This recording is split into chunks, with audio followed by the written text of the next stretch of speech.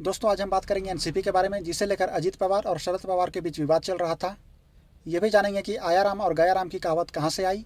ये भी जानेंगे कि एंटी डिफेक्शन लॉ यानी 10वीं अनुसूची क्या कहती है। वीडियो में अंत तक बने रहें, आपको सारे सवालों का जवाब मिलेगा। नेशनलिस्ट कांग्रेस पार्टी, जिसे लेकर शरद पवार और उनके भतीजे अजीत पवार के बीच में काफ़ी समय से विवाद चल रहा था। अजीत पवार बड़ी संख्या में मेंबर्स को लेकर शरद पवार से अलग हो गए थे। एक फैक्शन अजीत पवार के साथ था और एक फैक्शन शरद पवार के साथ।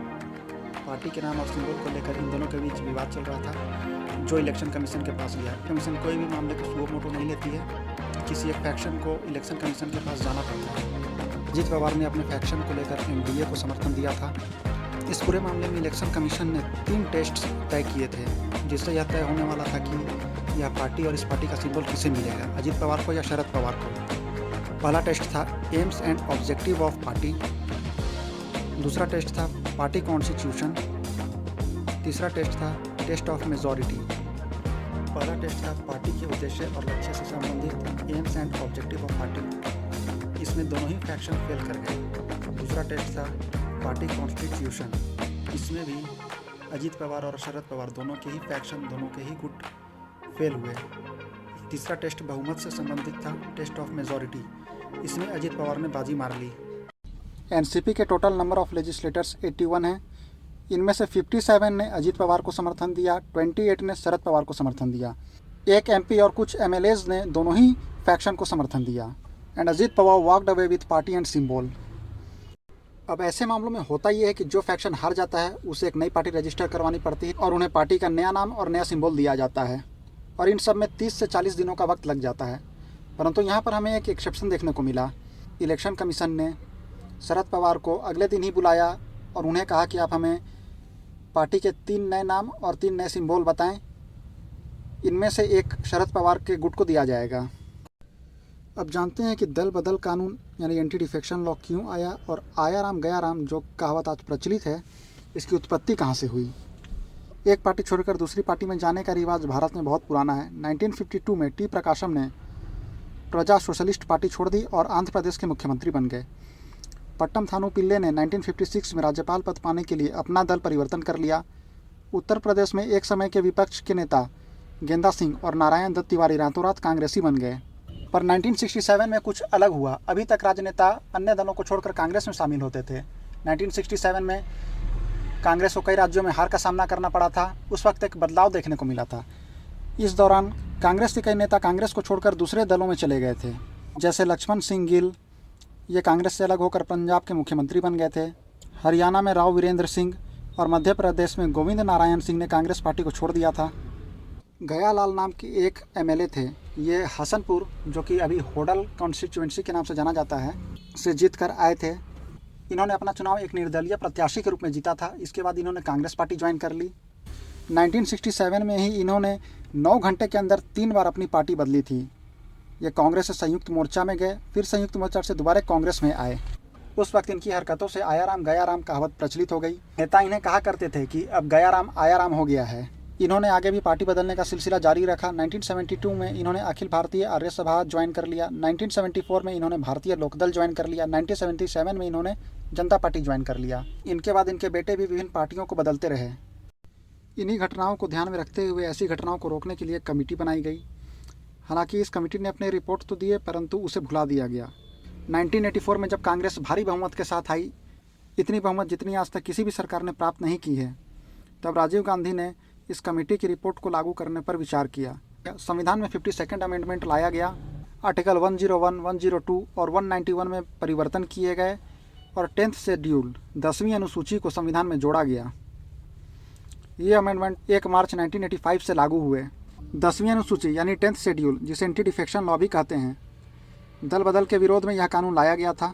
आर्टिकल 101, 102, 190 और 191 वेकेशन ऑफ सीट्स और लोकसभा और राज्यसभा के सदस्यों के डिस्क्वालिफिकेशन से संबंधित हैं। 10th शेड्यूल पैरा 2 में यह कहा गया है कि सदन या हाउस का कोई भी सदस्य जो किसी राजनीतिक दल का सदस्य है, सदन का सदस्य नहीं रह जाएगा, यानी उसे डिस्क्वालीफाई कर दिया जाएगा यदि उसने अपने राजनीतिक दल की सदस्यता खुद छोड़ दी हो, या वह अपने पार्टी के आदेशों के विरुद्ध जाकर सदन में किसी मुद्दे पर मतदान करता है, या पार्टी के कहने पर भी मतदान नहीं करता है। इस कानून का स्पिरिट है कि किसी दल की टिकट पर निर्वाचित सदस्य अपने दल में ही बना रहे और अपनी पार्टी का आदेश माने। 10th शेड्यूल के पैरा 3 और 4 में कहा गया है कि यदि एक पार्टी ही दूसरी पार्टी में मिल जाती है, इनका मर्जर हो जाता है, तो ऐसी स्थिति में कोई सदस्य नई पार्टी में चला जाए या इस मर्जर को स्वीकार न करके अलग फैक्शन की तरह काम करे, इन दोनों ही स्थिति में उसकी सदस्यता बची रहेगी। मतलब वह सदन का हाउस का मेंबर बना रहेगा। 10वीं अनुसूची में दल बदल की अनुमति भी दी गई है, परंतु कुछ शर्तों के साथ। शुरुआत में इसमें व्यवस्था की गई थी कि किसी पार्टी के 1/3 सदस्य यानी 1/3 मेंबर्स दूसरी पार्टी में चले जाते हैं तो इसे वैध माना जाएगा। हालांकि वर्तमान में यह संख्या 2/3 है। 2003 में 91st अमेंडमेंट एक्ट आया, जिसमें यह प्रावधान कर दिया गया कि 1/3 की जगह पर 2/3 मेंबर अगर दूसरे दल में चले जाते हैं तो इसे वैध माना जाएगा और ऐसे मेंबर्स की सदस्यता नहीं जाएगी। अगर 2/3 मेंबर दूसरी पार्टी में चले जाते हैं तो माना जाएगा कि पहली पार्टी का विभाजन हो गया है और पार्टी छोड़ने वाले मेंबर्स हाउस के मेंबर्स बने रहेंगे, चाहे वह लोकसभा के मेंबर्स हों या राज्यों के विधानसभाओं के सदस्य हों। इस संख्या को 1/3 से बढ़ाकर 2/3 इसलिए करना पड़ा क्योंकि छोटे राज्यों में सदस्यों की संख्या कम होती है और वहाँ पर आसानी से 1/3 सदस्यों को तोड़ लिया जाता था और अपनी पार्टी में मिला लिया जाता था और सरकारों को आसानी से गिरा दिया जाता था। इसलिए 2003 में इस संख्या को बढ़ाकर 2/3 कर दिया गया।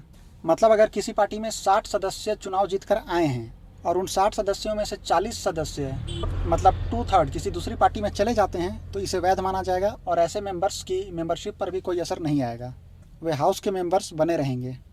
ये तो उनकी बात हुई जो किसी पार्टी के बैनर तले चुनाव जीतकर आते हैं, परंतु बहुत से उम्मीदवार इंडिपेंडेंट भी होते हैं। उनके बारे में यह प्रावधान है कि उन्हें चुनाव जीतने के बाद भी इंडिपेंडेंट ही बना रहना होगा। चुनाव जीतने के बाद वो किसी पार्टी में शामिल नहीं हो सकते हैं। हालांकि वह किसी पार्टी के मुद्दे को समर्थन दे सकते हैं, उनके लिए हाउस में वोट कर सकते हैं। बहुत से मेंबर्स नॉमिनेटेड भी होते हैं, जैसे राज्यसभा में और लेजिस्लेटिव काउंसिल्स में, जो कि राज्यों में होती हैं। तो ऐसे सदस्यों के लिए प्रावधान है कि जब वो नॉमिनेट होते हैं तो उसके 6 माह के अंदर वो किसी पार्टी में शामिल होने के लिए स्वतंत्र हैं। लेकिन यदि इन 6 माह में वह किसी पार्टी में शामिल नहीं होते हैं तो इसके बाद वह किसी भी पार्टी में शामिल नहीं हो सकते हैं। अगर वो ऐसा करते हैं तो उनकी मेंबरशिप खत्म हो जाएगी। दल बदल को रोकने के लिए अन्य प्रावधान भी किए गए हैं।